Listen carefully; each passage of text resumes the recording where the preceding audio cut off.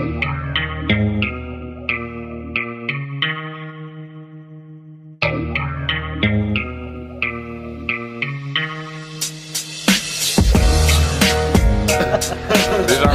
I'm so lean now. So These aren't recording. Oh, we can't see you behind the mic at all. Where is she? Is Isabella coming? She's too skinny. Sick. This is the coolest thing I've ever done. Oh, what a suck. Brownie points. I've always just wanted to do a podcast with like actual microphones and not like over the internet. No, well, we could have got our little like. yeah, the wireless. I saw your little interview. With Isabella. And the guy in the the comments was like, "Oh, you were awkward, like holding that microphone." I was like, why are you judging me? Yeah, I know. What a prick. incredibly unfair. It was like you. It was. It's my troll account. You're so awkward. You're clearly keen on her. Yeah. I was like, what, dude? Like. It's so unfair though, because I'm the one who's extremely awkward. I'm super nervous in that video, and you're like trying to be nice and.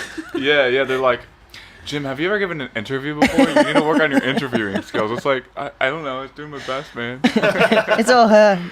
It's Isabella's fault. Yeah, Blame the chick. Blame the hot chick. that works. Yeah, always works. It's definitely better when you can just do like more natural conversation than like, here's my question, now answer. Because then it puts way too much on the spotlight of the interviewee. Yeah, I agree. We never ever really never have a have plan. a list or anything like that. And Isabella asked me before, what are we going to say? And I was like, oh, well, this is the first time I've actually written out some questions. And I was like, looked at that before. I'm not even going to have that because I already know what I want to say. Well, we already spoke about it while you guys set the camera up, so we don't have anything left. Oh, all right. It's up to you. Yeah, we talked about everything. We're done. We've covered it all. Yeah. Well, it's a good thing there's another person that you might not know much about. He's like on the right side of the table. Oh, that bulldog over Yeah, there. that guy. What we did was just crop you out.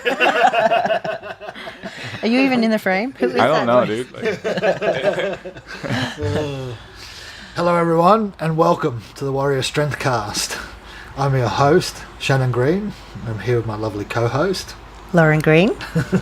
And on the podcast today, we have Isabella Von Weissenberg and Jim, is it Eli? Elli. Elli. Should have checked that before the film was rolling.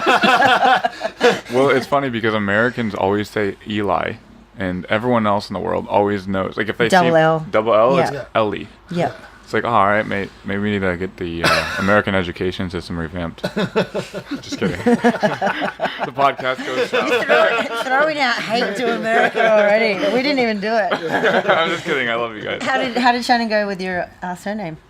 Did you say it okay? It was alright. Yeah. What is it? Is it? How do you pronounce it? I would say Von Weissenberg. Okay. Okay. It's harder. Do you want to try it again? Von Weissenberg? It's not Von, Von, it's it's Von. Von. Yeah. Yeah. Okay. But not Weisenberry, like you said. It's funny. I think that's cute. It was cute. It's funny though because there's this thread on Reddit and it's like, wow, I didn't know that Isabella's last name was Von Weissenberg, and I'm like, I saw it as a road to Jim. I'm like, fuck I'll you, claim that one. 1 point, Jim. We're Australians anyway. We make up our own shit. We make Yeah. up people's names to sound however we want them to Yeah. sound. We'll just call you Barry. Oh, What's that's up, cute. V Yeah. Berry? I'm fine with that. Yeah. I like it. what a sick nickname. Blueberry. V-Berry, yes. V Berry. Ivy Berry. Nice. Oh, that's cool. Yeah. There we go. You're welcome. So we're excited to have you guys here on the podcast today. Thanks for coming. Thank you for having us. Yeah. You are very welcome. So I guess the first thing that I want to talk to you about is how are you so fucking awesome? No, just Explain no, yourself. I'm not kidding. I am serious. No, but let's talk about how you first got into powerlifting, because I do know that within your first 3 months of even lifting weights, you pulled a 140 kilo deadlift, which is pretty badass. Yeah. Yeah. So Yeah, for sure. I was 23 years old. I was living in Gothenburg and I had never done any sports before. I was, working shifts at a car factory and partying a lot. That was my lifestyle. Yep. I can relate. Not the car factory part. But So my sister forced me to go to the gym. She was pretty fit at the time. Oh, she still is. That sounded rude, but she made me go She's there. let herself go. Yeah. yeah. At the time, my sister was when she was fit. No, so she actually bought me a gym card because she really wanted to work out with me, and I just slid into the gym instead of doing these cardio classes, biceps curls. And I met a PT, her Emma, and she was a bikini fitness athlete who had squat, bench, and deadlift in her program and with her clients. So she taught me that.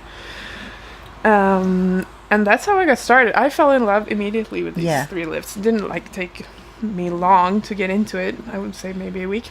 Yeah. That's awesome. I was practicing with the broom in front of the mirror and just being totally into it from the start. Yeah, that's cool.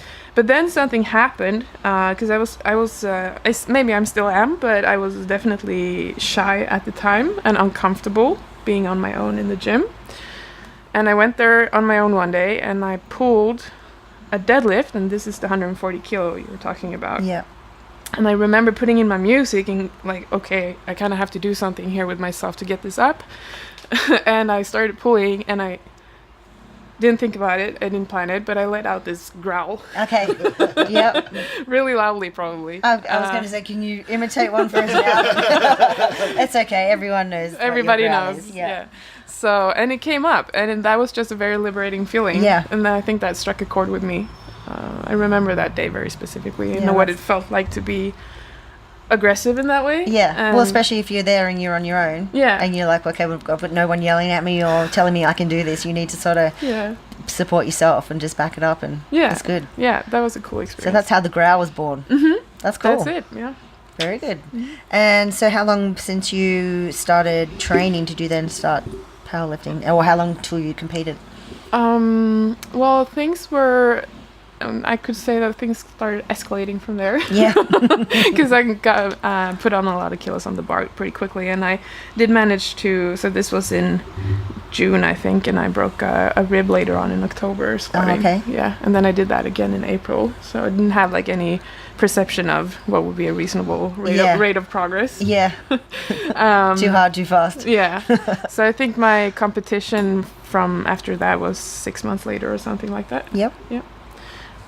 And then how long till that was your first Worlds? Yeah, so I'm trying to think. If my first meet was in January 2014, I did Nationals in July 2014. Mm-hmm. I might be getting it wrong, but you'll just have to live with roughly, that. Yep. And then my third competition was Worlds. That's pretty insane. Yeah, that's cool. And what numbers did you do at your first Worlds? I squatted 180 kilos. Yep. That was the European record, and that was my goal. And can't remember what I benched. That's okay. Bench is just the part where you lay down between the good lifts. That's fine. It's probably the same that I do today. No, but I don't remember. 87 or something. Yeah, 90 kilos maybe. And then I think I deadlifted 195. Cool. Yeah. And then what were your numbers at your second Worlds? Oh my gosh, these questions. See, these are things I didn't ask off camera because I didn't want to give you time to think about. How much does it mean to you? No, just kidding. I can't remember exactly how I felt in every single moment of my powerlifting career, Why but not? I can't remember Why the numbers. Second, where was that, in Texas? Was it 2016 in Killeen? Yep. Yeah, it was 2016. I believe I squatted 187 or 88. Yeah, that was the world record. Yep. I guess I benched the same. And then I think I pulled 200 deadlift or something. Cool. Like that. That's very cool. Placed second at Worlds that year. Yeah. And so then your third Worlds, I know you squatted, was it 193? Yeah, that's right. And I missed my third. You missed your third, but the 193 flew up. So why did you miss your third? Good question. Now you've had time to reflect on it. Yeah, no, that was a learning experience actually, because I didn't. The judges thought I had soft knees. Oh. They held me for really long, And I always, in training, I would always go really fast. I'd unrack it, walk out, squat. Straight away, yeah. So now I always take my time instead. Yep. So that was probably good that Yeah. that happened. Mhm. You learn something from everything. Unfortunate it happened says at and the comp that clenches it her did. Learning experience. Yeah. Yeah, well, that's like with me with knee wraps. I used to just put them on and squat straight away, and then I had to before my first comp with wraps on. I was like, okay, I'm just going to stand here for 30 seconds or so because I'll be standing in a lot longer when I'm waiting on the side of the platform. But Yeah. For sure. Yeah. Yeah. Very cool. And so let's just get it out of the way now. So you've been on competitive and made a lot of world records and podiumed in the 72 kilo class. And now your next one of your feats was to get to the 63. Yeah. Which is a massive, massive difference. Yeah.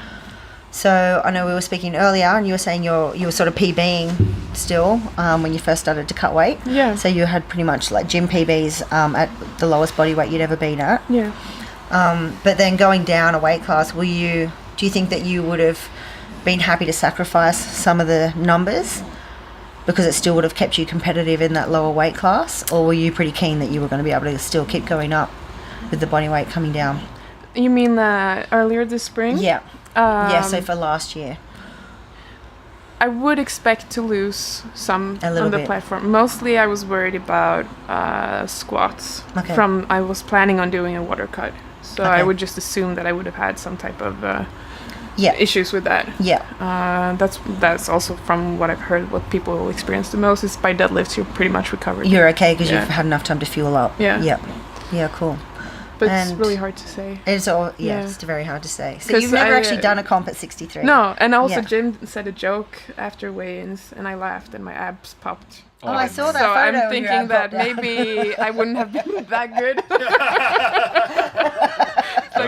This seems like a sign. That was like a once in a lifetime experience. Like, I don't think I'll ever see that again. But it was a funny joke. It was funny. Yeah. Yeah. What was the sometimes- joke? It's something about you did an Italian heritage accent. I was doing. Oh, it was like, oh, come on, get the. You repeated jokes. I don't know. I was making a noise like that, and it was funny.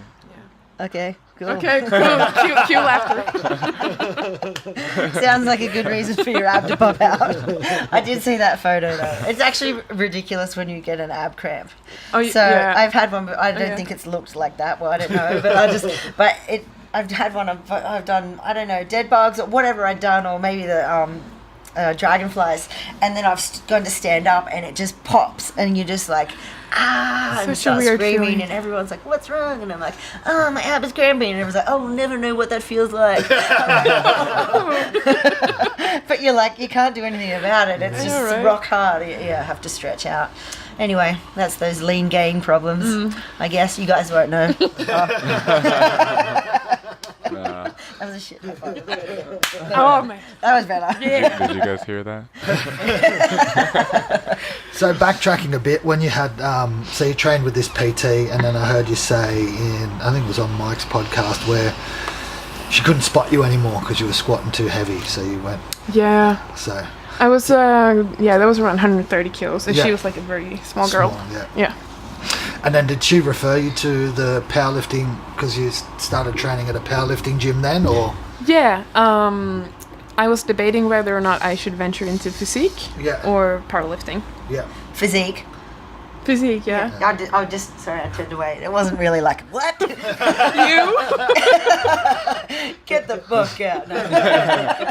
Get out of this gym. Yeah, no, so she was like, if you want to do powerlifting, you should get help. And Yeah. this is not the gym for you, so you should go somewhere else. Shoot. And then she shooed me away. Which is Into pretty the good. world. Like that's a pretty good thing because a lot of PTs will just try and hang on to their clients. And Yeah. Yeah. see it all the time. And it's like you don't know what to do with this person. You should refer them on to someone who can help them because it's not about you. It's about the client. And I think a lot of people sort of Yeah, exactly. stuff that up. Yeah. So I think that's awesome on her part for doing that. Yeah. Yeah. I feel like you should just say her name, Emma Cederholm. Just it's like, Give her a plug. credit when credit is due. Yeah. Shout out Yeah. to the PTs and coaches who actually know when it's time to let go of your Yeah. clients. 100%. Shout out to the clients who know when the PT's ready for you to let go. Oh, sorry, I shouldn't say that. You need to let go of me. And then, so the gym that you train at, is that, and who you were coached under before, is that the Swedish powerlifting team, is it? Or like... No, so in Sweden, if you want to compete, you need to be part of a powerlifting club if you want to get your license for competitions. So powerlifting clubs, they need to find a venue or a gym or facility, is the word that I'm looking for, somehow, and most people don't have their own facility. So it was like a regular gym, but the powerlifting club was inside, within camping the out gym. inside the gym. Yeah, we just moved. We just moved now though, so we have our own place. Cool. Which I haven't been to yet because I've been traveling. But Yep. I'm excited to go home and see what that looks like. Yeah, cool. Yeah. That's good. And how did you end up meeting Mike? This guy here. Who? Oh. She's like, why is this guy even saying Poor Jimbo. Well, actually, I met Mike in Minsk after the banquet because I went straight from the banquet to the airport and I was really drunk. Like, you're Mike Duchier. So that's how we first met. He was like, yes, hi. And then we met later on in Orlando Nationals. Yeah, because you didn't have a coach at the time. No. And I was like, hey, I know a guy. I'll hook you up. And so you guys had like a conversation and you're like, hi, Mike. And he's like, hey, Isabella. Hello. Hello. And how long did it take for you to decide, like, I want to work with this guy? Well, I started researching him and it took me maybe an hour. So did you approach Mike about coaching? Yeah. And then he approached you about becoming a coach for RTS? Is that how it works? Yeah, Really? exactly. Did you research him while you were still drunk? Did you find him on Tinder? That'd be really awkward. That would be incredibly awkward.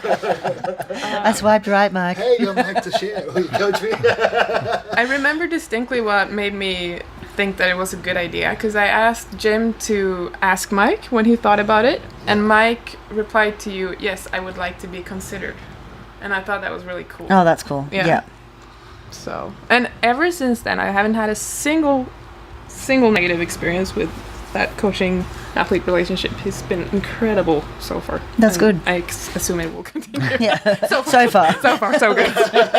So yeah, and then in September, I started working for Reactive Training Systems as well. So yeah, Very good. yeah, it's been incredible. So let's go over to Jim for a minute. Oh, my God. Hi. Hi, Jim. Thanks Hi. for coming on. Yeah, whatever. See you, Jim. So how did you meet Mike? Because I know from my little bit of research I did on you. Oh, you did some? I did. Oh, cool. Okay. Yep. She found you on Tinder. So you were into like trying to build some online training platforms, and that was before you were with RTS, yeah? Yeah. And how long were you coaching before? Well, do you want me to, like, give you the full story? Yeah, give me the full story. So, basically what happened was when I was going into uni, my family was like, you should be an engineer. I think that would be a good thing for you. Their recommendation. Yeah, and I was like, oh, okay, well, sure. Yes, Mum. Yeah. Like, yeah, I'll just, like, do that, you know.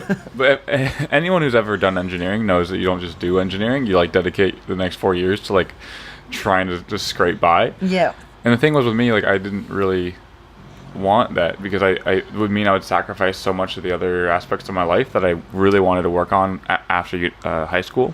I wanted to be more social. I wanted to, like, work on, like, having more fun, and, like, just working on that requires some lacking of sleep.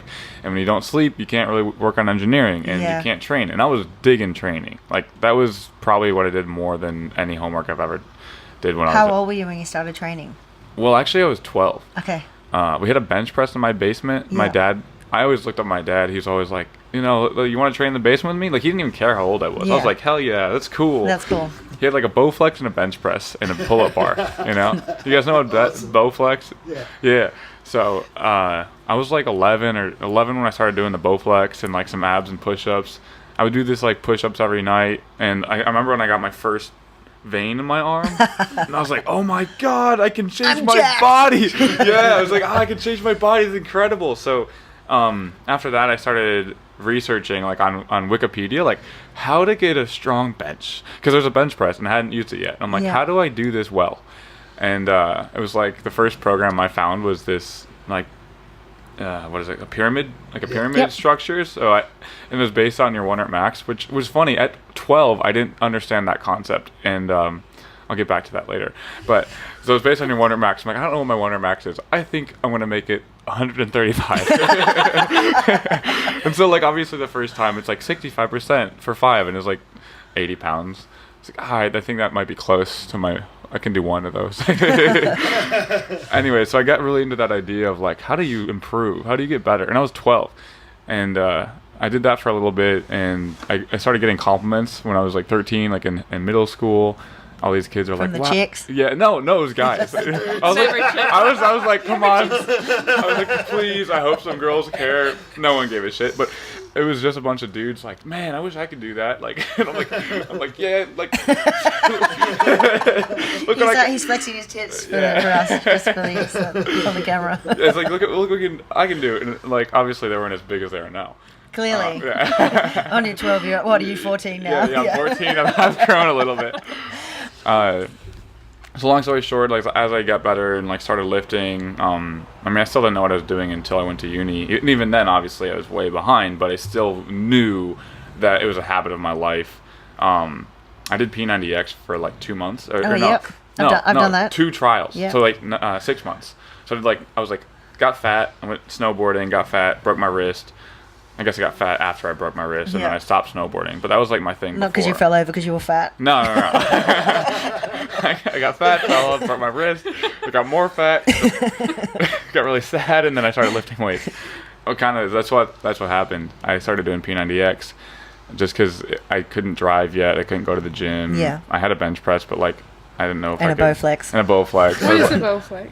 It's this like pull-up rowing thing where you can do pull-ups and you can do rows, and then the Bowflex is like this banded like resistance bands that like kind of bend. That Chuck Norris was on the thing? Probably. Probably, yeah, for sure. It was like one of the older like, here's how you're gonna get ripped at home. And it was this machine that had these resistance bands that you could like do pull downs and rows. Really, that was it. But it was a cool upper body workout. I didn't really like it that much because eventually it feels weird. It just felt weird. Point is, like, we had all this stuff in my basement, so I could at least do something, and I wanted to change everything about my life because I got really good at video games, and I was like, this isn't going to lead anywhere. My sister asked me at that point when I was in video games. So then, and now if you're a gamer, you could be I could have been billionaire, yeah. Like, my sister was like, what do you want to do when you grow up? And I like video games, so I was like, I want to be a gamer. Yeah. And she was like, really? Really, you're gonna be a gamer? Nobody's gonna like you. I was like, okay, what would be liked? What could I do that I like that other people might like? And so it started out as like, okay, I'm gonna get in shape. I'm gonna start working out and see what I can do with my body. And then because I got into that like whole, how do I change my body? I just got into the process. I really started digging the process. Like, how can I do my best, work hard, and get the most results? And it started with P90X. Shout out to Tony Horton. No. Use my discount. Yeah, use my. Anybody want some Shakeology?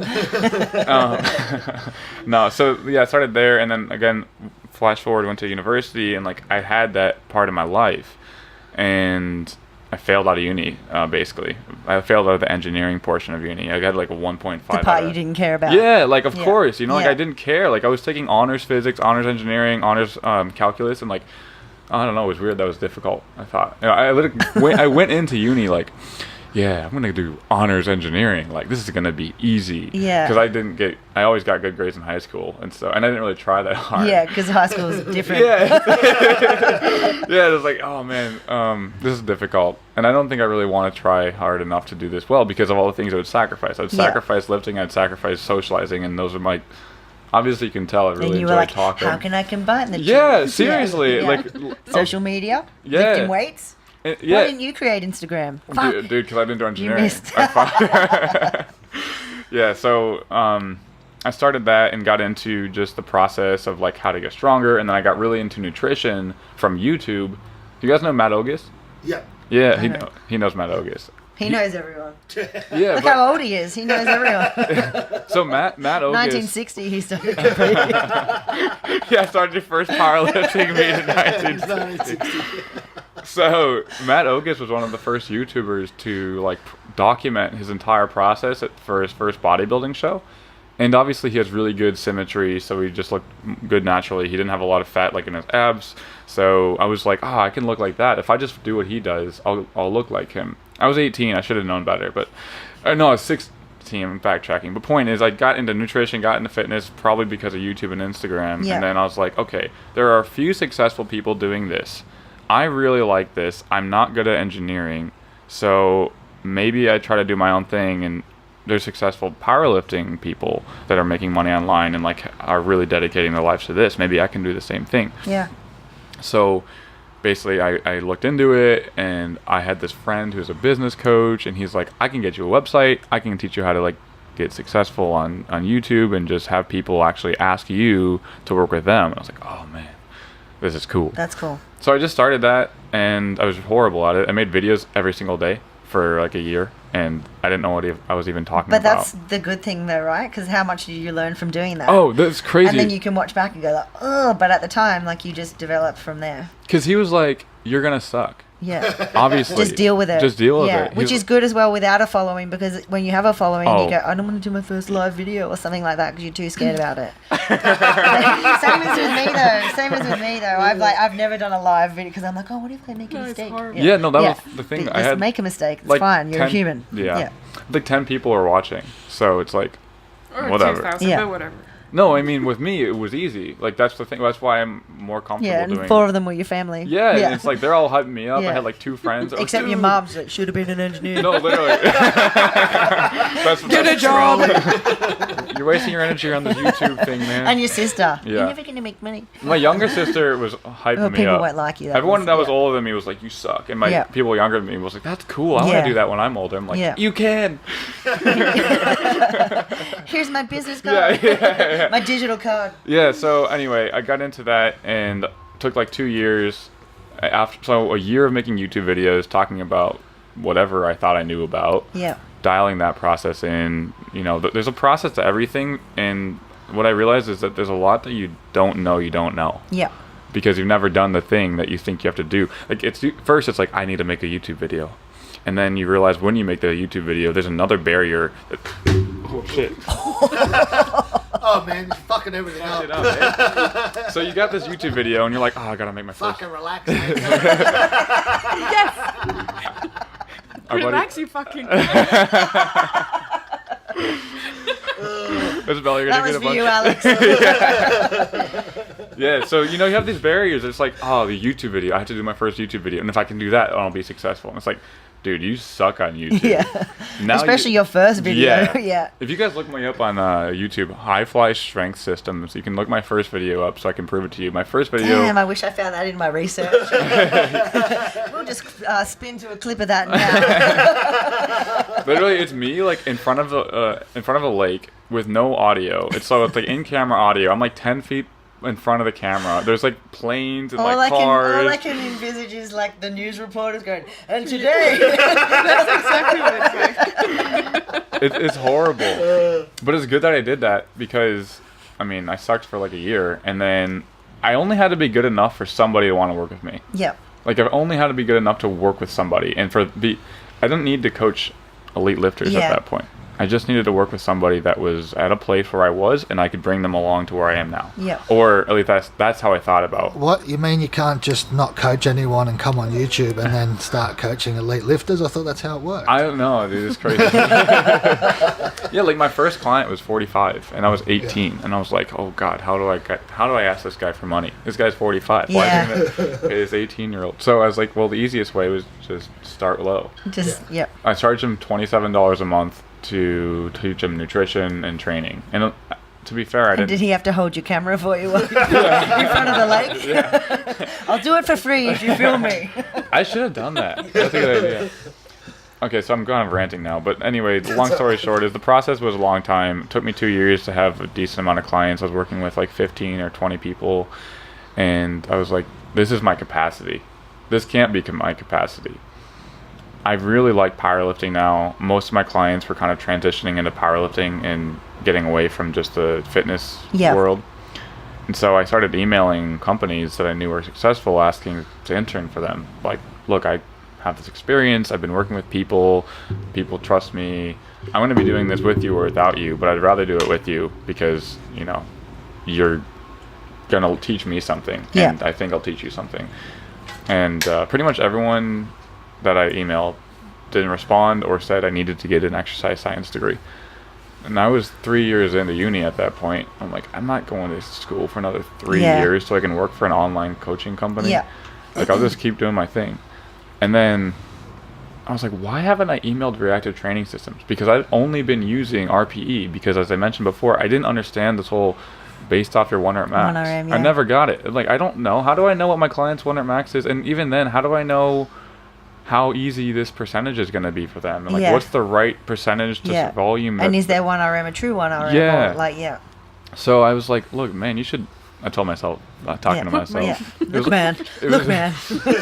Come on, Jim. It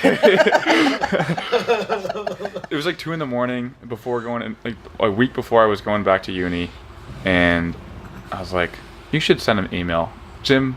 You should send an email to Mike. So I didn't even know how to contact him because at the time he was way low key on social media. Now he's like more open and talks about everything, and he's actually so you found his phone number and called him at 2 a.m. Yeah. No, so I sent an email. I wrote this way more passionate email too because I was like, look, actually this makes a lot of sense. I'm not just working with you because your company's successful. I want to work with you because not only is your company successful, but I understand, at least I think I understand a lot of the principles, and I want to learn more, and I want to work with somebody that I think would be a great mentor and that I think I can actually help. And I got lucky because he responded and was like, look, I'm not saying no to you, but I don't know if I need an intern. And I was like, what do I make of this? I'm not saying no. Cool, I'll be there tomorrow. Yeah, and so he's like, you know what, give me a call. I'm coming home from I got a thing in Chicago. I'll call you on my way home in 2 weeks. I'm like, okay. Like, here's my number. The next, like, every single day up until that point, I was just like, I couldn't sleep. Yeah. Mike, sure, Mike, phone on loud, like right next to the pillow. Yeah. I wasn't like waiting on the call. Like, at some point in 2 weeks, I'll call you. Like, oh my God, that'd be crazy. You were calling his phone from a payphone just to check if it was on. It's like, I know he's in the country. Stalker ex-boyfriend that wasn't actually dating. Yeah, so he called me and we just had this conversation. I remember he asked me, I don't know if this was actually a litmus test, but he asked me, why, like, what's the main reason that you're coaching? Is it because of the money or is it because of another reason? And I was like, well, obviously I wouldn't do it if it wouldn't support me. Yeah. But I'd rather be coaching, doing what I love and making some money than do something I hate and make a lot, because I probably wouldn't make a lot anyway. Like, that's the thing. I'd like be capped out. Like, so he's like, cool. Obviously the conversation was longer. Yeah. He's like, that's it. Yeah. I have one question. Like, Jim, I have one question for you. And so he's like, all right, cool. So it sounds like the next step is to get you a client. I'm like, what? He's like, yeah, I just figure you're ready. And I'm like, all right, then. You're like, yes, I am. I'm just by the lake at the moment. But I'll jump in my car. I'm sorry, what did you say? The planes are going over my head. So that's my really long story of how I started working with Mike. And then from there, it's just been, again, similar thing. Like, the first step wasn't the getting on the team. It's like, okay, I'm with RTS, but what are all the other things I am not even sure I was unaware of that I need to learn about? So that started, and here we are. Yeah, that's cool. 3.5 years later. That's very good. And now you have how many clients? At the moment, I'm working with 39. Yeah. Awesome. Yeah. That's very good. Yeah. And are they all powerlifting? Yeah, every one of them. Yeah. Yeah, some best clients. Like, what about your 45-year-old? Did you kick him to the... Well, get out. Poor guy. He's done waiting by the lake with the camera. I've been waiting for 13 years. 13 years. Yeah, no, he's cool. A lot of the clients I started with were just focused on like just general health and fitness, general programming. So I was like, look, I'm transitioning into powerlifting. If you want to come with me, my rates are this. You know, I didn't really like kick anyone out, but it's like at some point you knew you wanted to progress. So, yeah. That's good. It's awesome. And do you are have you competed yourself, or are you competing currently? What's the next competition? Yeah, so I got into powerlifting because of my university. Ohio State University was one of the first universities that had a powerlifting club, and they were like recruiting me at the gym. I wasn't that strong, but I was like. But you could do the pec dance. Yeah, I was pec dancing. Like, hey, you want to see something? Check this out. Yeah, every other person I walked by, like, hey, what's up? So yeah, no, they're like, hey, have you heard of powerlifting? And I'm like, yeah, I've heard of it. What about it? They're like, well, we have this competition coming up, and you should do it. I'm like, all right. What do I gotta do? I knew, but like. What else do I gotta do? You knew about bench. I knew about bench, and I was could you bench 135 then? I was benching pounds. No, like freshman year, I was benching. Like I was pumped because I was doing starting strength 5x5 or 3x5 or whatever, Yeah. and I was like finally able to get to 225 for fives, and I was like, that's what 102 and a half kilos exactly. It's about exactly. And because I did it yesterday. So you haven't progressed your bench Yeah. No, I was pumped, and then like a few weeks later, this guy was like, "Hey, actually, there's nobody at the gym, and I needed to do it again because I kept just hitting the same numbers, and I haven't progressed." And saw this like one big guy. There's like two guys. There's a big guy, and then like a smaller guy who kind of looked like lifted, and the big guy. I'm like, this guy's got to be strong enough to at least hold the bar to spot me. Because we had these big, like 7-inch J hooks, you know, and I could only do so much, so I needed a spotter. And I'm like, all right, this big guy is gonna help me out. He's like a football player, and I'm like, all right, I'm gonna need a spot. You know what to do. I should never. And he was like, I don't know what to do. It's all you, bro. So he crossed. The funny thing. One of those. He crossed his arms, you know, like threw it at me, and I'm like, no. Pec just like gets torn. And I was like, shit, this competition's going to be difficult. So it was like you should have got the smaller guy. Yeah, I know. I should have. He would have been more gentle, you know? This guy just threw it at me. Yeah. First pec strain.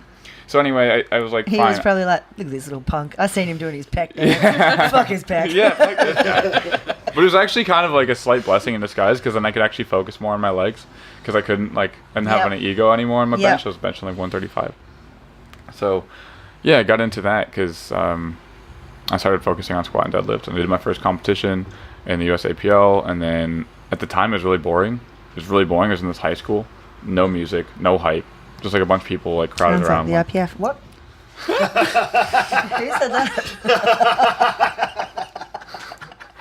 No comment. No, but so I was like, this is boring. I want to do something. I want. I should have done it in George voice, and then no one would have known it was me. I want to do something more fun, and I saw these USPA competitions, and they were like crazy, and I was younger, and I had a big ego, and so I was like, I want to do that. Yeah. So I started doing a bunch of USPA comps. So I competed about, I think, 5 times until I started getting these chronic injuries and and then I dedicated most of my stuff to coaching, and then I'm gonna shut up because it's gonna be a long ass story. So Isabella, how did you get into coaching? I had a couple of people who forced me to coach them. Yep. It's what sort of happens when you're a really strong chick. I'm like, I don't want Make to. me strong. Yeah. The thing is about me is I have major imposter syndrome all the time. I can be like... At least you admit it. I've been doing seminars for like a year, and I had one, and for some reason I got nervous. I always get nervous. Everything makes me nervous. And I remember, like, this is not long ago, it's a few months ago, Googling how to squat. Ending up on YouTube, this personal trainer, like, instructing the squat. And I'm like, what the fuck am I doing? I think I know. Wake up. So I didn't want to coach. I didn't want to because I didn't think I had the understanding for it. But I've always been really, really interested in psychology, and I was doing social work at uni, and always felt that I enjoyed and got a lot of personal development from doing interviews with people, like basically just talking to people and trying to find out what motivates them and makes them want to move forward with their goal setting. And which is the biggest part of the job with a PT, with a coach. Yeah, exactly. Because I was really uncertain about periodization and all those things, or I thought I was. I've just come to realize now that you know it. Yeah, I can relate to that though. Yeah, I do know, but Yeah, so I coached these people, a handful of people for a while, and it was way more rewarding for me than social work. Yeah. Yeah. And I was actually seeing my own therapist at the time, and I was like, I feel so bad. I want to work with motivated people. It's like, you don't have to save the fucking world. You can just do what you want, you know? I'm like, I don't like social work, but it feels like it's a really important job. I do enjoy it, obviously, as well. I did enjoy it, but it felt heavy. Yep. And I felt like I was passionate about powerlifting, and I was eventually stopped myself from telling myself that I couldn't do it, and I jumped into it. Good. And started doing seminars as well at the same time. So it was more like a half-time coaching, half-time traveling for seminars. Mm-hmm. And eventually I built on it. That's good. Yeah. I have a lot to thank for those clients. Yeah. It's the clients that are giving you the feedback. Yeah, absolutely. Yeah. Yeah, well, I used to work in finance, Yeah. so I know what you mean with the more financial, probably staying there, but I wasn't passionate about it. So, and it can be a hard gig to like leave something that's so secure to then come and work for yourself and sort of start to build a business. Mm-hmm. But yeah, I'm glad that I did it too. Yeah. What pushed you over the edge? Walking to work at the back. I used to live in the UK in London, and I remember walking to work one morning and thinking, if that bus hits me and I break both my legs, I can have the week off work. Oh. And I was just like, I don't want to die, but just 2 broken legs would mean like, I'll just stick my feet if I out. broke an arm, then I probably would still have to go in because I had one good hand, you know. Right. Anyway, so just that kind of mindset of it was kind of. Yeah, a lot of stuff went wrong with the financial crisis and all of that. So, the whole industry kind of went into meltdown, and it wasn't a fun place to work anymore. It was very morbid, and everyone was depressed and stressed and angry. Yeah. So I thought, rather than get yelled at by grown men, I could change my job and yell at grown men. Oh. Yeah. So, yeah. And I've never looked back. When did you move here? I came back here in 2013. Mm-hmm. Yep. So 5 years. I met you after the first year, I think, with a bit before the first year. We actually did meet on Tinder, or Tinder jokes Nice. aside. Really? Yeah. When we lived like not far from one another, and his gym was here, and the gym I worked at was around there. Had heaps of and, mutual we had loads of friends, mutual though. friends. So That's cool. random. Yeah. Fun fact, most people that end up dating each other live in a 3-mile radius of one another. Yeah. Well, that's the same as people over in the UK. They go over there and they meet an Australian from like the next suburb. So let's talk training philosophies and RPE. Like, how do you find getting, I guess, more novice clients to RPE? Because every time I get people to try and give them an RPE, I'll go do it, leave 2 reps in the tank, and it's and I'm like, could you have done 2 more? Oh yeah, I reckon I could have done 3. No. Glad you even got that 1. How do you go implementing that and talk on that? Yeah, that's a good question. It's a difficult thing to do online a little bit with novice lifters, but I think no matter what, whether you're online or it's in person, they need to understand the fundamentals behind RPE, and they understand what we're trying to accomplish. Because no matter what, when you start using it, whether you've been training for years or you just started lifting, it's still a new concept for you. It's still requiring a lot of self-assessment and self-feedback and listening to the cues that your body is telling you to gauge how difficult it is. The thing that we talk about a lot in the seminars is that you need to know what you're referencing. Because if you have the whole lift and you're like asking in general, how many more reps do I have? Or how hard was that?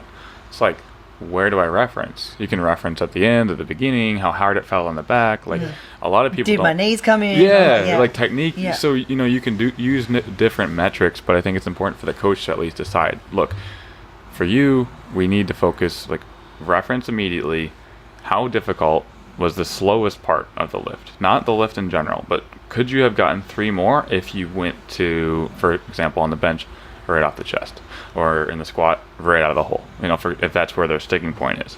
And then that can get them to start fine-tuning what the RPE is that they're referencing, right?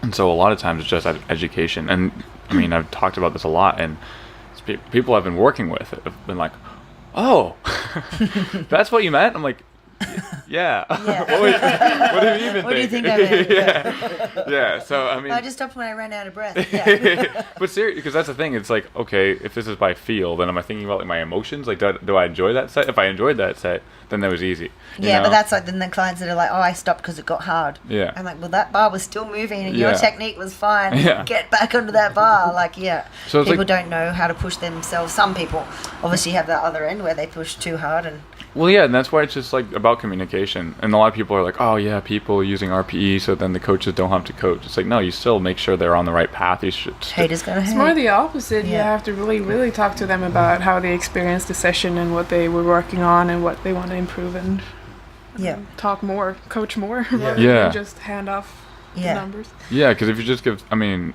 there's a lot. The goal is to put the right weight on the bar so they can lift it for the right amount of times. Yeah. And if you use percentages and pounds and you prescribe everything, if that's what's helping them get better, then that's what's helping them get better. Yeah. But I have a preference for RPE because it does require a lot of that self-awareness, bringing focus on yourself instead Yeah. of like, that was hard, that was easy, oh, like just not even really thinking. Yeah. Well, I know that before you've said in an interview that you did, I can't remember who it was with, maybe with Jim, when you had a number on the paper, you would just get anxiety about it, even Oh, like yeah. the week before, 2 weeks before. But whereas when you know you've got an Yeah. RPE range to work within, then you can Yeah. just go in and you've got your, like, you know, mental game is strong, and then you're going to go in there and annihilate that session. Yeah. Rather than be scared about it for the week going in and on the way into the gym going, I don't know if I'm going to be able to lift that weight. And then Yeah. it's like, you're not going to get it when you walk in there doubting it. I would get crazy anxiety. And honestly, I've always given RP to all my new novice lifters, and I've found that they pretty quickly settle into it. Figure out what it is. Sure, it might take a couple of weeks. Yep. It's not going to look right from the start, but just handing over that autonomy, like, hey, you're in charge of your session. Mhm. Do the best that you can with it, and Yeah. we will talk about it when you've done it. Like, come back to me, I'll give you feedback.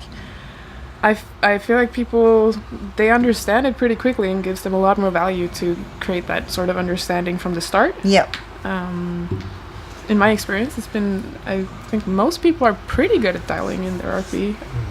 I think though someone who's contacting RTS for training though, they're already on that train of thought. They have as some well. understanding. So like, I mean, maybe even if you're experimenting it with before you were working with RTS where you would get a client, because I find some people, I give them the number on paper and then they mentally visualize that, and then they get to that week, they look, oh, it's heavy, but I know I've got to prepare myself, they make sure their sleep's good, their eating's good. But then like you said, then there's other people who see that number and they're like, oh fuck, I don't know if I'm going to get that number, and they start doubting themselves. So how would you have implemented it before? Do you think it's with the earlier clients before RTS? No, that's what I did. Yeah, same thing. Yeah, people who had no idea what Yeah. RP was. But I think you absolutely need to have the entire discussion. Like, how recovered do you feel? What does recovery mean to you? Yeah. What does pushing hard mean to you? So Yeah. that they understand the basic principles of, like, overload and what does everything mean. And Yeah. then they can use all those puzzle pieces to Yeah. understand the lifts. Not just like, the speed looks good, you could have done one more, because that doesn't really mean anything. Yeah. Yeah. Someone could have mentally given it already. Yeah. And then they're just buried in the bottom of the squat. Yeah. And so do you do like video reviews and things like that, and then like a weekly check-in with your clients? That's good. I wanted to bring up something you mentioned about how when you write the weight on the bar, they can visualize it. Yeah. And I didn't realize how important that can be for people. I mean, even now, like, don't you feel like you go into the gym thinking like, all right, I'm gonna hit this number today? Every time. Yeah. Yeah. So like, I think that is a crucial part of your training, especially when you're talking about progression. Yeah. So if you don't have any reference point, it's really hard to say, oh, I'm gonna hit this lift today. Yeah. I'm gonna add this weight to the bar. But like on the website that we used, it auto calculates what your estimated 1 rep max is. Yeah. So if your program is written properly and it's allowing you to get stronger every week, then we're assuming next week you'll be a little bit stronger. Yeah. So once we have enough data, it's like, okay, here's your estimated 1 rep max based on the RPEs that you've been using for your lifts, and next week we're going to try 2.5 kilos more. Yeah. If you have it, you have it. If you don't, you don't. But the other cool part about how we write programming is as you move up and closer to that weight, you're getting feedback on if you're feeling better at those similar weights than last week, or are you feeling worse. And the thing that's important is that as you are being proven to yourself whether or not you're strong today or stronger today, if you are, then you go for the heavier weight. If you're not, then you back off. And that self-awareness, like understanding the importance of that, is going to make the difference between people who succeed using auto-regulation and people who just miss it completely. 100%, So they have that auto-regulation in there. So can they, if they're not feeling strong that day, then is there an option then that they kind of deload or something like that? Is that how it works, or they just don't hit that top range? It'll still be an 8, but it might be an 8 at Right. a lower number. You know, they might be doing 3 at an 8 at 20 kilos less or something. Yeah. Because the thing about using RPE as a goal is that you're putting the right amount of intensity into the gym today. Yeah. Irrelevant of what's on the bar. Yeah. You're putting the right amount of intensity. So as long as you can say that you put the right amount of intensity, not that you went harder than you were supposed to, but like it was supposed to be an 8, whatever that means to me, that's how it felt. Yeah. That means you succeeded. Yeah. And so instead of having all of this success dependent on the weight on the bar, it's like, was I being honest with myself? And I think that can be really powerful, because then you can go into the gym and hypothetically, go into the gym and you hit something that's a little bit it's not where you're hoping, but at least you didn't go all out and fail. Yeah. And a lot of people, they'll go out all out and fail and then be more disappointed than they would have been if they were just weaker. Yeah. Like you could have just been weaker and not failed. At least you got the lift and it felt good. That was something from taking from CrossFit. Is like we'd go, okay, we're going to do a 1RM before we do a heavy WOD or something, But so we do the 1RMs, and then the more I sort of started to learn about strength progression, like in a linear phase or whatever, and I was like, 1RM. Okay, guys, I think you should leave it there. No, I want to go up. And I'm like, I don't think they should go up. Like, I can't really tell these, high testosterone teenage guys, no, you can't do that because you're not going to get it, because I have to be supportive. And then they would miss, and I'll be like, why don't you just listen to me? You feel much better that you just hit a PB rather than but also they can just bail the bar, and it's kind of, but it's a big learning curve, and you feel so much better hitting a PB, even if it was only 2.5 kilos, than if you just failed a lift completely. So, and then even if you did it easy, and then I'm like, no, leave it there, and then you go, well, I had more. Cool. Leave the gym thinking I had more than pushing it too far. So it's a hard thing to teach for some people. In a group scenario anyway, like so with CrossFit, it was hard. So you can't be teaching RPE. I can't even make them do 2 minutes rest. So not that I don't coach it anymore, but when I did, it was hard. I was like, take the rest, work at the percentage. Fuck off down there, do what you want. You guys will listen to me. That's why it's it's a mindset thing. Yeah. If you can get the person bought into the way of thinking, then they can succeed. But if they can't buy into that way of thinking, then it's like you're shooting darts, blind. I like that you used the word learning curve as well. I think in all parts of lifting or whatever skill you want to improve, like just understanding the amount of time it takes to get good at something. RP is not going to be something you understand from week 1, but once you do figure it out, 1 year later, but then you'll have this amazing tool that you can use. Yeah. And sure, it took time, but it's useful. Yeah, absolutely. Yeah. So, a little bit of patience. A little bit of patience, and sometimes looking back thinking, well, I wish I started powerlifting when I was in my 20s. Yeah. I have one thing I wanted to say on top of the failing versus just hitting the RPE. Not only do you have a psychological issue sometimes if you start failing lifts, but that also starts digging into your recovery reserve. Yeah. So it's like, not only did you fail, but now next session might not feel good because you failed. That's a big tax on your body. Yeah. So not only are you auto-regulating that session for that session, but also so that the rest of the program can do its thing. Yeah. And so you can have the right amount of recovery for the next session, and then that builds. That's why we have this. Have you heard of build momentum? Yeah. Because you need to, otherwise you keep hitting a wall. Dude, you need to let yourself get. I just love feeling like, okay, I have some left. Yeah. I love that feeling, because then comp comes around. You feel strong. You're like, oh man, I don't even know what my 1R max feels like. Yeah. Holy shit, I can go this hard. Wow. Yeah. If you're doing that every day, it's like, oh man, This is heavy at the meet. It's heavy in the gym. Am I ever gonna get a break? Will my bench ever go up? I've been benching 102.5 kilos for the last 7 years. Just kidding. I had a PR the other day. I always mess up my first week, every block. Yeah. You why? mess it up. Destroyed momentum. Oh. Every week, every first week of every block. I'm like living on the memory of the peak from the last block. And I'm like, Yeah. I got this. I got this. No. Learn. Learn. Never. But then week 2 is better. Just start over. The auto-regulating. Auto-regulating. Yeah. Well, now we know that about you. You should just start doing that. Yeah. Week 1 is just make it up. Yeah, make it up. Just make it up. 50%. Yeah. You go, well, I think I can do this. Just go, thank you. Yeah. Have you met Isabella? Yeah. She doesn't even switch on for 80%. I worry about 200 kilos. This one, no, it doesn't mean anything. And so let's talk about visualization. Yeah. So I know I do it a lot. We had a big chat with Alex about it, who you've just been hanging out with down in PTC South Melbourne. So what kind of visualization techniques do you do like, you know, the whole scenario, like you can hear the music, you can see the stage, because you've been to 3 worlds, obviously they might be in different locations, but similar kind of surroundings, you hear your name being called, all of that. Do you go through like every step by step, walking to the bar, or your setup, or do you just... Yeah. Every, do you say minuscule? Yep.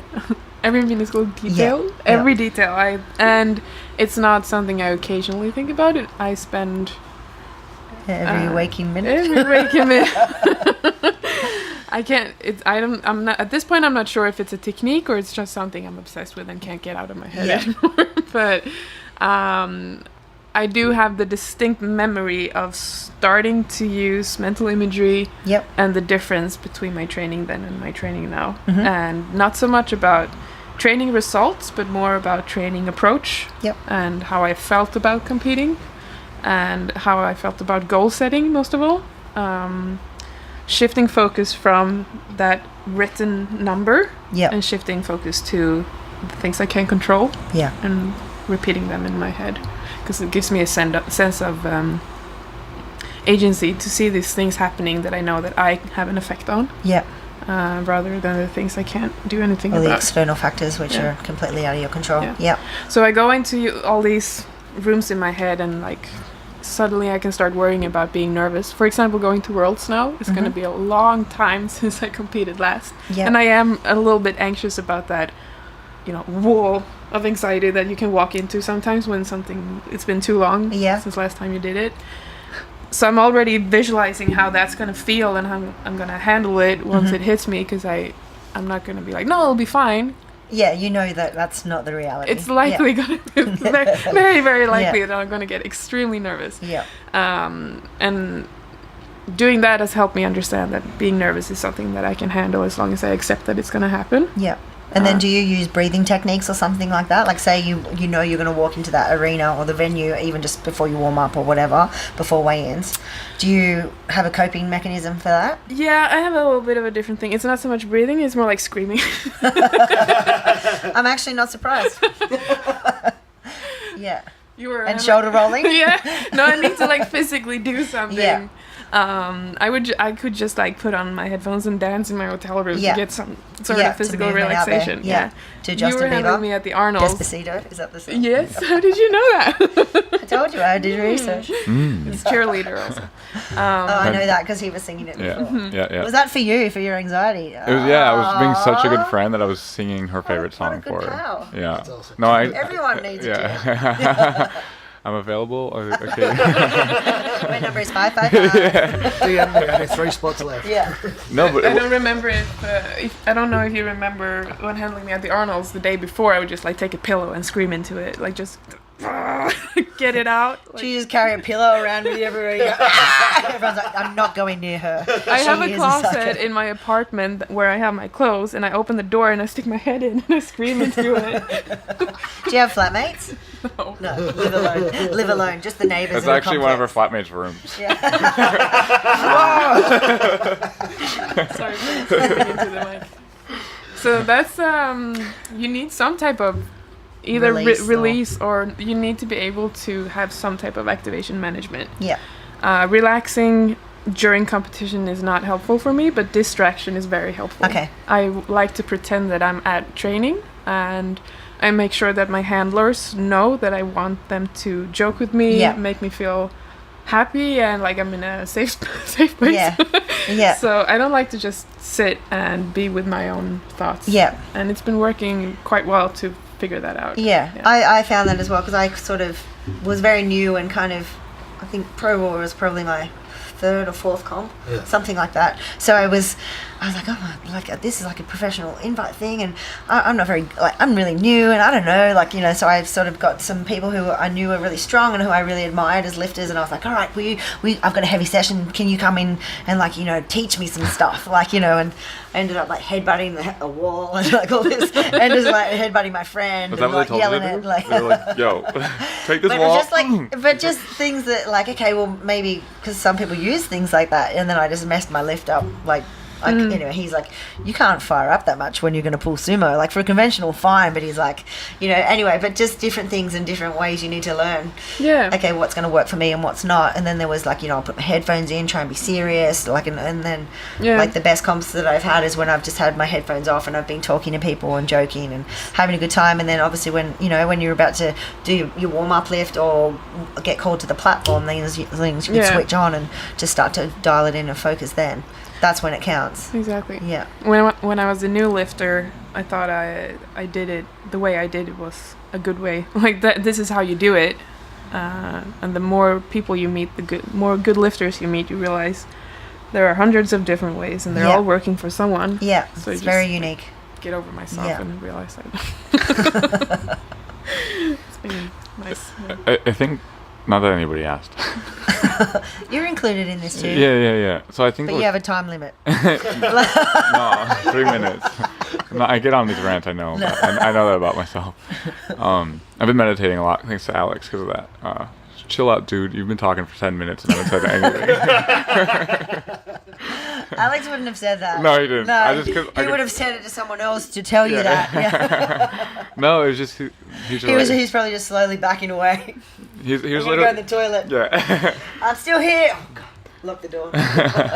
No, but so one of the things that I learned from Isabella that was really eye-opening was when we were when I was handling her at Arnold, like I started to realize how much of an impact the environment plays on the lifter's performance and how much your coach. I mean, I wasn't even coaching her, I was just there for the meet, right? Yeah. And she's just like, I want to just chill and like hang out, and you know, I want to have fun, and I want to listen to good music, and I want to be happy. It's like, okay, cool. But if you are an observer watching a lot of people do their thing, you know, it's like, oh, if you're a handler, your job is to behave like X, and that no matter what is how you should behave. And I kind of thought that way for a year or whatever. Like, okay, I'm supposed to be anxious because the lifter's anxious. I'm gonna like hype them up and freak out with them because that's what everyone else does. But then I started to realize that it's not about me. I'm not there for me. I'm not handling this person so that I win. I'm handling so that they win. Yeah. And when I started to realize that, just from like a meet handling perspective, it opened my eyes up and like kind of changed my perspective on how to coach in general.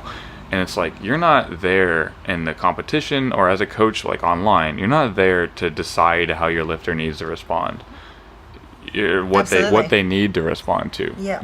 You're there to listen, figure out what they need to respond, and be like, I think I can do that for you. Yeah. Or and if you can't, you can't. And but it's good that you guys had that communication where you were like, all right, I want to joke around, I want to do, like, rather than just be, oh yeah, come and handle me, and then like he's there going like, well, do I like slap it back? Or? Yeah. We literally had that conversation. Like, do you want me to slap you in the back? Like, when is that needed? Do you need to slap like any kind of physical? She's like, if you slap me in the back, I'm gonna break your nose. But we have these seminars, and we have people who are new to competing, and I always try to communicate that if you have a handler, you are free to tell them whatever you want. It's your meet, and you can do whatever you want, but the best thing... Yeah, you take note of that, all right? It's my meat, my knee wrapper. Sorry, babe, I love you. So the best thing you can do for yourself is to communicate that as clearly as possible. So I think people who are new to competition think they have to behave in a certain way as well, and you really don't. You can do whatever you want. Yeah. In the first competition, you get to learn about what makes you feel good, because you probably won't have never experienced something so specific, like that type of anxiety of like.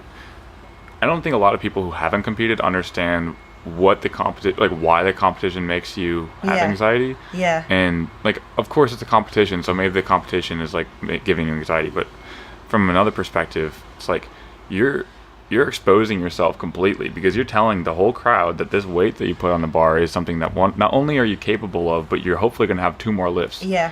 And if you're wrong, it can, like, thinking about being wrong, some people are like, whatever, I don't care, nobody's there, it's just for me. But I mean, for me, it's like, I decided this, and I'm going to show everybody that I'm here to do this. Yeah. And if I'm wrong, it's going to like freak me out. Like, I'm not wrong, I'm not an idiot. I'm not a dummy. Yeah, I'm not going to fail my opening squat. Wait a minute. Oh, no. But never my second weight. Wait. I'm not going to fall over with the weight on my back. Okay. Yeah. I'll get it on my third. But that like, if you've never been to a meet before and you're just like, oh, it's just a bunch of people lifting, like whatever. It's like they're just spending their last year, 10 years of their life like. Well, that's from CrossFit. Yeah. Like, so what? You just come out and squat 1 rep. Yeah. But you get 3 chances. I was like I'm like, well, yeah, but it's a little bit more than that. Like, just because you're going for like 10-minute AMRAP of something, like it's not the same. Yeah, I mean, I have 3 opportunities to prove that I'm capable of what I set out to, versus like, oh, you worked hard. It's like, it doesn't matter. You didn't do what you needed to. Yeah. And twice per year. You don't have a lot of. It's like, you better show once up. every 2 years.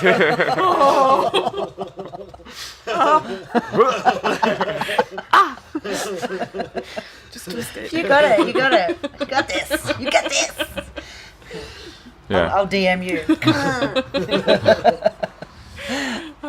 And the world stage is even crazier. Like, it's not. It's not. It's fine. No, I mean it's easy. It's no big deal. It's no big deal at all. Not even that many people watch on the live stream. No, it's not like world record breaking No. live stream views. No one cares about world records. But it more so, it's like you got these like shining lights, just like. This is very humbling. Well, I've never actually competed, but I've like watched. What is it like for them?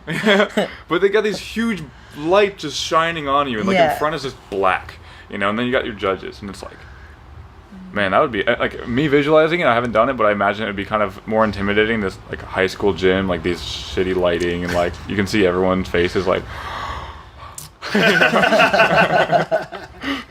I don't know, I could be wrong. But Yeah, it's so boring. It's pretty epic, actually. Yeah, it is epic. Yeah. Yeah. What do you mean? I'm not saying it wouldn't be epic. No, it's just confirming. Oh, okay, cool. Yeah, I'm like, that would be insane. Like, holy shit, I'm here. Look at these lights. I gotta be strong. You walk out onto the stage, you're like, come on. Yeah. Yeah, that was an eye-opener at the Arnold Grand Prix. Walking into the platform in the expo hall. It's not just powerlifters. There's like thousands of people in there. Everybody's watching. The whole room is like vibrating. Yeah. This is what I want. Yeah. I love it. Yeah. That's the Pro Raw stage. And there's a DJ and all that. Like, it's pretty epic. You need to come. Yeah, sure. Just fly back from Dubai. Just real quick. Be right back. I know a guy. I could get you an invite. I should have got a round trip. Yeah, we should have just both got tickets. It's alright, you've got that credit card. Yeah. Points. Spend it on there. I'll get paid at the end of the month. We'll see what happens. See if I have enough. I'm sure Afir can give you some tips on getting points. Yeah, Afir can book your flight on his points. We'll talk to him. He's down in the gym now. We can go ask him. Is he down there? Yeah, that's him there walking in the middle box. The big boy. Yeah. You big boy, you Jim. Sick. I'm gonna call him. I'll go down and be like, hey, look, I need a flight back to Australia. Look, man. He's like, I can book Isabella, but maybe not you. Yeah. I don't know who you are, dude. RTS. No, do you peck, Do the peck thing? Surely you recognize me. I made quite a name of myself. Yeah. You might remember me from my lake videos. You couldn't hear me, but you saw me. Jim. So bad. I want everyone that's good. listening to this. You gotta to check- send us some. It's a good. I want to see, like, I want people to see how shitty they are, and then watch the video that's coming out today at 10:30 p.m. Australian time, because it's like the polar opposite. I was going to say we'll be in bed, but because we're going for dinner at 8 p.m. we'll be awake. I'm gonna be watching it. When do you usually go to bed? Like 9. 9:30. Oh wow. Oh, It's all right. It's worth staying up late Because for you guys. you were Right, born right, in the 20s, 1920s. Yes, Yeah, because exactly. we're old. I've been competing since 1960. I've only got a couple Fucking years relax, left. man, this girl really ages well. So what about fatigue management as far as like tracking it and stuff? Like, do you guys use HRV? Do you track people's sleep? Like, how do you go about that with your clients? Mike is really digging into that topic of like how, not like how to track fatigue, but how to track fatigue that's meaningful, that helps us actually make decisions in training. Yeah. Because the question that always kind of comes around is, just because you're fatigued doesn't mean you can't PR.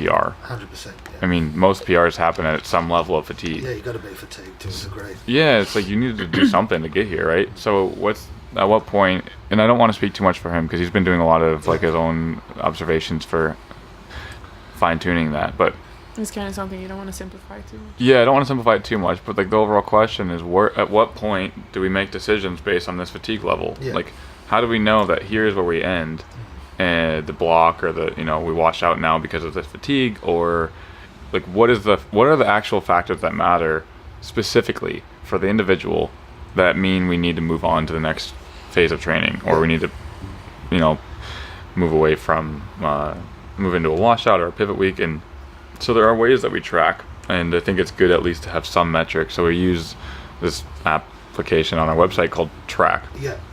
and you input your subjective data, how well you feel today. How much sleep did you get? Do you feel well rested? Do you feel tired? What's your motivation level to train? Are you sore in your upper body? If you are, how sore? Are you sore lower body and your pulling muscles and your pushing muscles?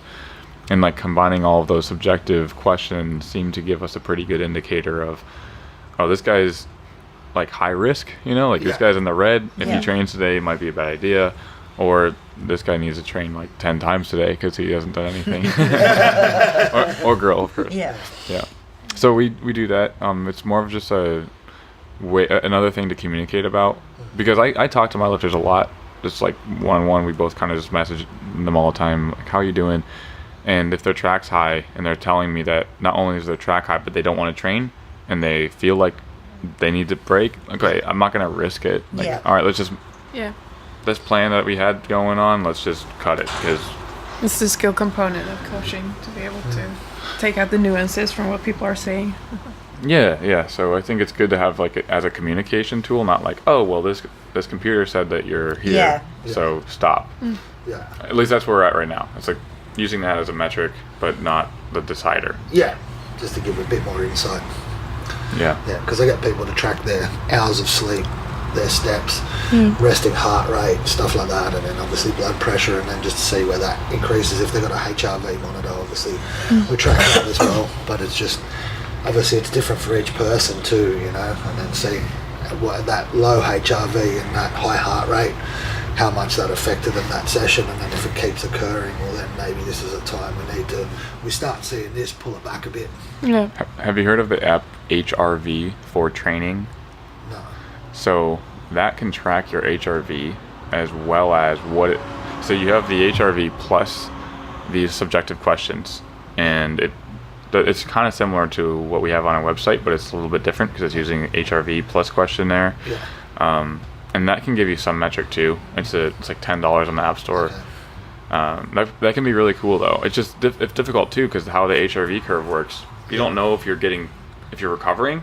Yeah. You can have an HRV up here, but you don't know if you're on this side or on this side. So you don't know if you're getting better, or if you're getting worse. Yeah. And so that's kind of the difficult thing too. Yeah. Which is why I think I find with HRV for powerlifting, I think you sort of don't see it till it's too late. Do you know what I mean? Like you start to really get in the red, but then and sometimes that's like that can just be like another reinforcement that hey, you actually have to deload. Do you know what I mean? Like I haven't found how to figure it out to find it to preempt whether we need to start backing off or whatever. But I find once they're already, Yeah. you know they're in the red. But then some people are like, oh no, I'm just tired. I'm going to push through. You know what I mean? So sometimes it's just a good indicator to go, no, hey, you're actually in the red, man. Let's back it down. The HRV's been pretty low. Yeah. It's, Well, we use Morpheus, and so with my training as well, it's kind of like I'll be like green, green, green, green, and generally I might go, okay, orange one day, and then every now and then I'll have 2 orange days, but then like sort of I'll have to train anyway because it's like, well, we're in that peak of your comp, like you probably should be in the orange, and then I'm like green, green, then one day I just was like red, and it was just like there was no warning sign. It was just like whoa, and that day I really felt it as well, and it's like damn, I've got to like some heavy stuff that I've got to do this week. I was like, oh, I'm not going to do it today, and hopefully tomorrow I bounce back, and then it was back up in the green. So my nutrition coach was like, what happened there? Like did you just die that day? And I'm like, oh, I had heavy deadlifts, so it was probably something the day before. Did you so feel on that day that was red? Did you feel like, oh crap, I'm done? Yeah. Yeah. Okay. Yeah. Okay. Yeah. And I then- woke up and I Because was I've had red HRVs and I go, oh, I feel pretty good, and Yeah. then it's gone in and still hit a PR. Right, you know right, what I mean? So sometimes it's with the feeling as well as the HRV, not just the HRV by itself. Personally, I don't track that at all because, like, I know what my time to peak is. It's been consistently 4 weeks. As long as I'm doing my recovery how I do, like if I get my sleep and if I'm eating enough protein, yeah. I just know that I'm done. Like it's very personal, and I've been self-aware about my own training and using RP for so long that like I don't even care if I'm wrong. If I'm wrong and I get stronger next week, but I have a higher risk of injury, like I only need one washout and then I'm ready to go. Yeah. So it's almost like it doesn't matter sometimes if you're right. It's more like how much Can you push the boundary? Yeah, can we get like 80% right, and then we're missing out on a little bit of strength, but then at least we're minimizing the risk or something like that. Yeah. That's how I kind of think about it for myself. Yeah. But again, it's about the communication because if I tell a lifter like, yo, you need to pull back, and they're like, no, man, I want to go. Well, then at least they can prove to themselves that they're wrong, and it's in their control, and then we can decide afterward like, yeah, maybe we should have, or yeah, you're right. You need 6 weeks. You don't need 5 weeks. You need another week. You can push it despite crazy fatigue. And so with recovery, do you guys use any other things like saunas or hot cold recovery or anything like that For recovery. with your training for your recovery? Sleep. Just sleep? A lot of sleep. Yeah. Yeah. How I'll be How up. much do you sleep a night? I would say on an average 9 hours. Yeah. But I would definitely have no problem sleeping 11 hours if I felt like Okay. I was really fatigued. And then I would feel incredibly much more recovered. Yeah. Just by doing that. Yeah, absolutely. I know when I'm coming closer to comp, if I'm not hitting up around that 9 hour mark, I die. Yeah. Whereas at the moment we're getting like 7 hours, and I'm like, I just want 8. And then I had 8 last night. My recovery, my HRV, my Morpheus said was 100%. I'm like, hell yeah, I'm deadlifting today. you knew. Yes. I'm having jam on toast. Then on diets, it's like 2 naps per day. Yeah. I'm out. See you in 6 months. Yeah. No, so sleep would be number 1 for me. And what about your nutrition? Or are you asking me or Jim? You. Me. Yeah. Okay. Are you still doing fasting? Is that something you were doing last year, weren't you? Mm-hmm. No, I'm not doing that intentionally, but I tend to end up like that anyway. Okay. But it's not something I care about, honestly. Traveling is stressful enough, so when it comes to nutrition right now, I'm trying to create a stress-free environment for myself as possible, while at the same time hitting my macro targets. Yep. Which I have like 5 low days and 2 high days. Okay. Yeah. So it's been working fairly well. Yeah. Yeah. Yeah, well, you're still traveling, and you said you're down weight as well, right? Yeah. So that's good. It's been working well. Yeah. My plan is to continue with this a little bit looser approach, see how it feels, and then I'll be back in Sweden in end of February, and I'll be a little bit more on point. End of March after pro roll. Right, sorry, my bad. No, so I said to you earlier that my goal this year is to stay on top of my mental health. Yes. I'm really trying to figure out what puzzle pieces I need to like what that means to me. And when I was on my diet previous to spring, like I would do everything by the book, but I would be so stressed. Yeah. Got something, which is shooting yourself in the foot anyway. Exactly. Yeah. So some weeks I would just shoot up in weight because of that stress or Yeah. whatever it was, or like my cycle would have me put on water, and then I'd be stressed about putting on water, and then Yeah. it'd be a vicious cycle of stress. Yeah. Oh, the life of a female. Yeah. Damn it. Yeah. Yeah. And then I would have meal plans back then. Yep. And now I'm just like left that behind totally, because I want to feel like when I'm off my diet, I have should freedom. be able to transit back into surplus or maintenance fairly Yeah. easily, hopefully. Not just be like, oh my god, can I eat a pear because I've only been eating apples? Yeah. Oh my god, I only have blueberries and this plant says strawberries. What am I gonna do? It's like, oh, eat the blueberries. It's fine. Yeah, but that's how it was. Yeah, I when know, I was but trying, that's what happens. I know. trying to I eat can normally relate. and be like, can Yeah. I eat The joke food? is funny because it's relatable. Yeah. It's funny because it's true. Yeah. Do you pay attention to hitting your micronutrients as well? Yeah, as much as possible. So I track almost every day, and then some days I'm like, I'm gonna be all over the city today, and I'm gonna have to like carry around lunchboxes, or I'm gonna be traveling or whatever, and I'm like, not gonna track today. It's not. I don't want to. Yeah. But then I'll still. Sometimes it's just good for you anyway, because like you said, it takes the stress out. If you say to yourself, all right, I'm just going to have that day. Yeah. Which is what I was saying to you about after my comp in November. I was like, I've been competing all year, tracking I'm like, I just want to Yeah. let loose. Yeah. Let loose, I did. But I needed it. I needed that break. Yeah, I didn't for care. sure. Because Yeah. especially, And I if don't you have to care, I'm going up a weight class. Yeah, and if you calm down, you realize that Yeah. you're fairly educated anyway, so you can make the Yeah. smart choices. Yeah. You just And then don't it's lose also, your mind. no, it's not that hard for Pancakes! Not tracking today! Not tracking today eats 10,000 calories. Which is only one day. I don't know why I went so wrong. Yeah. Yeah. Yeah. Well, that's good because it's easy for people. Well, like I said, we have tracked and done all that just to have a day where it's like you're pretty much still going to hit your targets.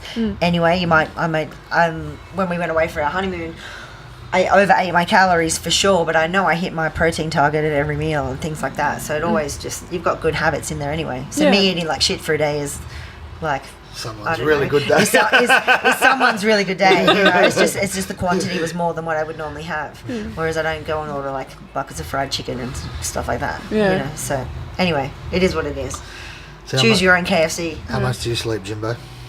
3 hours. Yeah. When I'm really prioritizing lifting, I try to get more. Usually 8 to 9 is all right for me. Yep. I don't need as much, at least. I mean, I definitely need the minimum, you know, or Yeah. What's your minimum though? Because if you're emailing Mike at 2 a.m. in the morning, like, what I like to do is if I can do this, if I don't have anything planned the next day, I make sure I have like black, what is it? Blackout curtains. curtains, Yep. and I sleep with like a t-shirt wrapped around my eyes so there's no light getting in there. we have a spare eye mask, brand new. I'll give it to you before Oh, you hell leave. yeah, because I always lose them, and I've been using t-shirts. I'm like, oh, where's my t-shirt? My gift to you. Yeah, so Yeah. the point is, like, whenever I go to sleep, if I can go to sleep at a consistent time, and I wake up at a consistent time, then that's usually enough for me. You know, it's I don't really get too worried, like, oh, is it 7, 8, 9? Yeah. It's like, if I went to bed at 10, or usually it's like 12, you know, Yeah. 12 last night, I woke up at 8 this morning, and I do that consistently, that seems to be more important for me than the total time. Because one night of 12 hours of sleep, and then a week of 5 is not that Isabella was saying that, but I tend to find, What was I saying? you weren't. No, you didn't. Oh, I see. He raised a point that you didn't. Yeah, raise. just want to make sure everyone knows that wasn't. I'm not countering Isabella's points. Yeah. Would never. What I've noticed is that as long as I have more consistency with my sleep and have more of a pattern with my Yeah. life, Sleep routine. yeah, and then it's like, okay, cool, I'm training at this time, and all the variables are more in place. So to answer your question, it's probably around 8. 8 to 9 is probably where my sweet spot is, and if I can do that consistently, Yeah. I can make some progress. Yeah. And then what about with your clients? The same thing? Do you harp on them getting enough sleep? I don't. I feel like it's just cruel. Like some people can't. Yeah. And what are they going to do about it? Feel more stressed Stressed about about it, yeah. Like, if I know, because I usually know a lot about their lives, because Yeah. you find that out when you start working with them. If I know there's nothing they can do about it, I'm not going to hamper about it. But Yeah. it's like, you can tell sometimes that somebody is not prioritizing powerlifting. I don't feel like I need to make them prioritize powerlifting, Yeah. but then I want them to understand how that correlates with their progress. Mm-hmm. So more like, make them see that for themselves in that case. Inspire them to sort of work towards their own sleep goals. Yeah. So something I forgot to ask you before, which I wanted to ask, switching from conventional to sumo. Mm-hmm. So did you see me walk up the stairs? Oh my god, that was wild. Well, that was knees in, not knees out. That was neither. That was like an in-between that sumo. That was a little Bambi. Sumo with conventional knees. Yeah. For the watchers, I'm trash. Complete trash today. But so what was your best conventional before you pulled sumo? 215, I think, in the gym, and I missed that just by like my little finger opened up at the top and I dropped it. Right. No, I didn't drop it. I just didn't get it because my shoulder got full. Right. So okay, just say what you got and say what you wish you got. 215, but I was good for 230. Such a classic answer for like an athlete. It's like, I should have had that lift. No, I pulled 210. The best. Yeah, and then when you pulled sumo for like the first time in the gym, because I think you said Mike just put it in your program, yeah? Yeah, on a pivot week we do alternate. Yeah. Deadlifts. So, and did you just go to do the lift and you felt naturally strong in that position? Not really at the time. This was October 2017. I was really mentally fatigued. My conventional deadlifts are very aggressive. Yeah. Yes. I've seen. Yes. Can concur. True. And I just didn't have it in me. Yeah. Like I tried to pull 170 kilos, my max being 210. Yeah. And I couldn't pull it off to four. I was just like, I don't want to do it.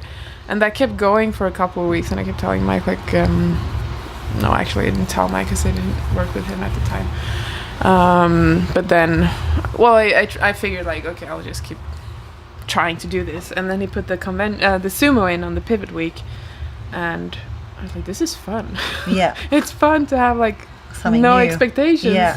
I can work on something, figure out the technique here. It's just such a relief, and I allowed myself to switch, and it's just, yeah. And what's the most you've pulled sumo? 227.5 kilos on a stiff 500 bar. pounds. 500 pounds, baby. And 230 on the deadlift bar. Cool. Oh, you did get the gains. Jimbo, it's on you later. Mm-hmm. Mm-hmm. It's cool. Only 2.5 kilos. I thought you'd get 50 kilos out of a deadlift. Yeah, I felt... No. Pussy. With bumpers as well. I failed 240 same day. Okay. Yep. Yeah. The 230 was easy, but... Well, we went 230 to 240. You had, there's a big jump. Yeah. We did that the first time I pulled 180, and he was like, oh, that move well, put 190 on, and then I failed it, and then I tried it again, because I got it up to my knee, but I sort of tipped, and we tried it, so I went for it twice and missed, like, above the knee, though. Anyway, my friend who I told about it, she's like, so you went straight from 180 to 190? And I'm like, yeah. She's like, I love it. Voice. Yeah. 185 probably would have been there, but anyway, gotta trust the man. Yeah, right. Trust the big guy. Yeah. Yeah. It's funny. It's funny how, like, something can move so well, and you're like, yeah, it's easy, another 10 there, and then you're like, ugh. Yeah. Wow, who put the glue on the floor? I tried twice. Yeah. I mean, like, same second. Yeah. No, that wasn't it. Wait, I wasn't bracing properly. That was actually exactly what happened. I was like, How old are you? I've ever seen Isabella do this. Have you ever done that before? Pull it twice, like the second later? Like, no. Yeah. Just scroll back on her Instagram. No, just kidding. Yes, it worked once when I was pulling 150 kilos for the first time. So I figured. Your technique probably wasn't as good then. And do you think you're, I mean, obviously you'll say yes, but have you changed, like, your technique? Because sumo's a much more technical lift than a conventional. So do you think that your technique from the beginning to how it is now, like, what did you refine with things like that? Because when you first started pulling conventional, this is just from me stalking you, not just yesterday, like, I've followed you for a long time. So, but like, when you first started pulling sumo, you were like super wide stance, yeah? Did you bring that feet in a little bit more, or were you? When I first started pulling, I had a very narrow. Oh, you were narrow. Okay, it was the other way around. Yeah, because then I was afraid that my hips were gonna get trashed. Yeah. Moved it out, worked fine. I don't have really great mobility. So Does it hurt your hips to do sumo? yeah, I'm working on it. Yeah. Definitely. Because I've got clients who are like, they just can't because it just is too aggravating for their hips. Yeah. Whereas for me, I was just pulled 20 kilos more. Yeah. Just pulled a PB sumo like the first time, like pulled 160 and my PB comp was conventional 140. And then they're like, oh, you pull sumo? I'm like, no, that's the first time. And they're like, oh, 20 kilo PB, I think maybe I'll pull sumo from now on. Sweet. Yeah. Thanks for that. I think what's interesting just about the whole hips bothering you on sumo, it's like there's so many different ways that you can pull sumo. Yeah. Like I don't know, there's a lot of variation with that. You know, Yeah. you can go narrow, close stance, or narrow with like super toes out, narrow toes, wide stance with both, just any variation outside of your knees. So I think It's very frustrating individual. when you find the position that you feel so strong in, and you're not like, it's bad for me. yeah.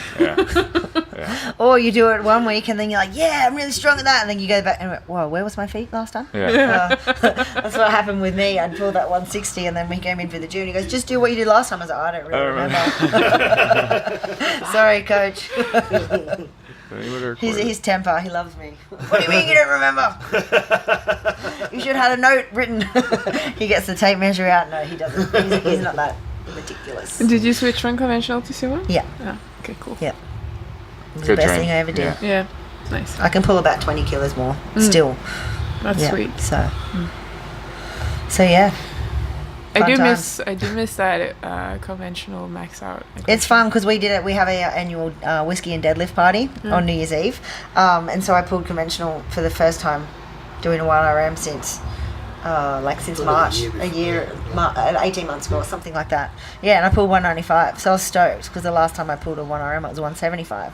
That's so, cool. Yeah. I mean, we've been doing a lot of conventional, like pause deadlifts, block pulls, stuff like that. So I train my conventional a lot to work on my sumo because I get a carry over that way. But it was just good because I haven't actually pulled just a sumo from the floor for a max, and that was one of those Conventional from the floor. Oh, sorry, conventional from the floor. And that was one of those scenarios where the 195 flew up, and a few of the guys were like 200, and then I was like, should I go 200 or 195? And he's like, well, whatever you think. And one of the guys was like, oh, you've got 200 for sure. And I was like, I think I'll go 195.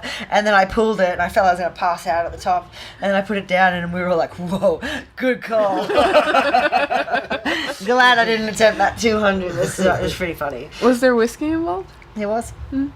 We've still got it down on the table in the gym if you want to get involved today. Nice. YOLO. I'm down. That'll sort those hips right out. Loosey goosey, baby. Loosey goosey. Nice. Yeah. That's All cool. right. Yeah. Well, guys, Let's wrap it up. Thank Yeah. you for coming Yeah. on today. I'm so excited to train right now. Yeah. Shame your legs are sore. We'll get that whiskey into you. Fine. Can I just drink it and not train? Yep. You can drink and grunt at me. You can just yell at everyone, relax, Karen. Relax. Fucking relax, cunt. Oh god. Triggered. I'm triggered. We should have had whiskey on the podcast. Yeah, quick, there's a bottle up there. Grab it. Isabella goes back to Sweden calling everybody a cunt. That's not appropriate in Sweden. Yeah, it's not appropriate in America either. Yeah. And so when In Australia, it's just in common. Australia, it's like your nan says it. No, she doesn't. But it is much more. She calls widely it to used here. herself. Yeah. So, there's anything you want to plug, and then how can people get in contact with you if they want some training or to stalk you? Stalking. My number is Ivy Berry. Ivy Berry. at xxx. I think Gruds are us. I think I do want to plug the RTS website, reactivetrainingsystems.com. We were talking about different training methodologies, and one of the cool things about the website is you can track everything that you want. You can track RPE, your weights, your exercises. You can save that progress forever, and then the website will actually calculate weights for you as you add exercises for the next week. So it's really nice. It's free to use. I use it. Isabella uses it. All our RTS clients use it. So if you have an issue with tracking training, you can use it on your website, on your phone too. I track everything on my phone cool. now. So It is really cool. yeah. And there will be Jim at Reactive Training Systems and Isabella at Reactive Training Systems. That's our emails, Yeah. by the way. Yeah. My Instagram is Jim_RTS. I need more followers than Isabella. I think if you know anything, nobody needs to follow her. You need to post the video of the lake, Yeah, and you yeah, need yeah. to post the tit The pec. I'm gonna do pec one dance. today. I'm for my deadlift. We'll do it today in front of the Warrior Wall. I want to use my 4K. It's gonna titty dances in 4K. Yeah. That's gonna be my new. That's my new Instagram. Titty dances in 4K. See the striations? Yeah. Striations. Striations. Sick. And what's your Instagram? Mine? I don't have Instagram. I want to delete it. Why? Yeah, I'm just. Because you're sick of it? It's tiresome. Yeah. Yeah. But you That's can- all right. You don't have to delete it. Just have time off.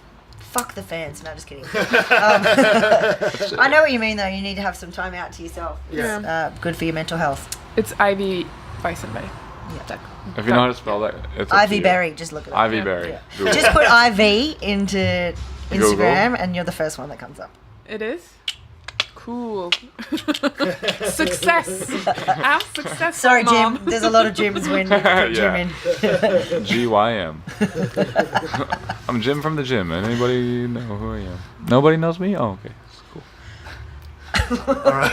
On that note, we'll close things down. Guys, make sure you give us a 5-star rating on iTunes and like the video Give and us follow flex. us on YouTube. Flex City. Thanks, guys. Thank you. Thank you.